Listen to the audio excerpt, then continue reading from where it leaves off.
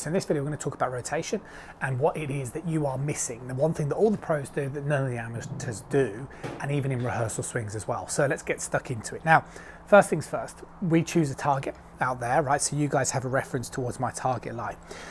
The real important thing here is that you need to understand that your body is rotating and moving to help you direct your hands and arms, okay?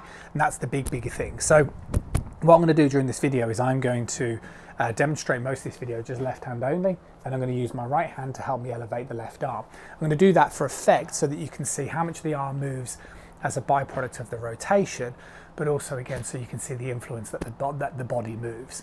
So first things first, what needs to happen is we need to understand that in the backswing position, if you are physically able to, you need to make sure that your lead arm goes above a horizontal line, okay?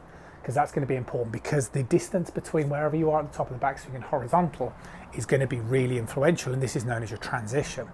So if I now demonstrate a backswing position here, what needs to happen between this position and horizontal is I need to make sure that both my lower body, so my pelvis, and if you like my chest, are starting to rotate. So if I pause at left arm horizontal, my pelvis is square to target and my chest is obviously starting to rotate around as well. Now, the reason why this is so important is because what happens with most amateur golfers is you're not triggering enough rotation at this stage. So what will happen is that you will start the downswing, you'll pull down on the club, the body is now closed relative to the target, and this means the club is going to be moving excessively this way. So excessively towards the right of the target.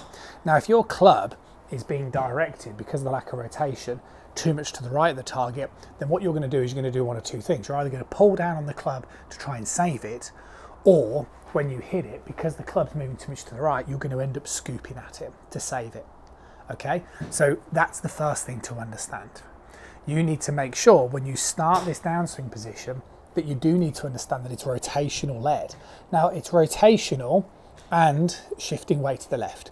See what I'm demonstrating here? Because from here, look, I can now drop that club nicely on the back of the ball, and you can see the way the direction of the arm would be moving on my plane line, so I've got a very good chance of releasing that club towards my target. That's number one. Now, there'll be lots of you that will relate to that, don't have much body motion, but there'll be some of you that do try the body rotation, but then you struggle with the opposite, okay? Which basically means there's lots of golfers that I meet that understand, oh yeah, no, Russ, I do turn, but then my club swings too much across the ball. The thing that you are fundamentally missing, and this is the importance of this exercise, is connection. So what I see with a lot of golfers is when they take the club back, the lead arm gets very disconnected from the chest. They swing up, everything looks okay here because we can't really measure it, you're just looking at it maybe on film. But then as we start the downswing, because the lead arm is disconnected from the chest and you try to turn correctly, see where your hands are, they're way too far out, like so, club shaft gets really steep, and then your club is going to be swinging too much to the left of the target, promoting out to him. And what I tend to see with golfers then is they'll do things like try and shallow to try and save it, but it doesn't work that way. So what you need to understand, and the best analogy I can kind of give you, is it's almost like throwing a frisbee. In the backswing position, you want to draw your left arm across you, and then you want to lead with rotation, and then you can let your left arm propel off you. And you have to do it that way. Okay, that's the way that we have to do it. So you want to make sure when you do some swings, this is a good drill. Put your right hand underneath your left, or your trail hand underneath your lead. Swing back in such a fashion where your lead arm feels like it gets very connected to your body, and then start the downswing with a lead, and then you can propel that arm off your body. And doing it that way is going to give you that sequence. It's going to give you that ability to turn and use your rotation to help you guide the club correctly. So the thing that you are missing, if you're somebody who's working on rotation, is you're missing the concepts that I've talked about in this video. The amount of times I see golfers, you know, that are kind of getting here and then they're still trying to turn through the ball. Forget that.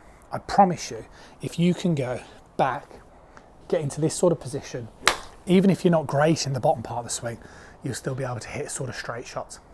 See you soon.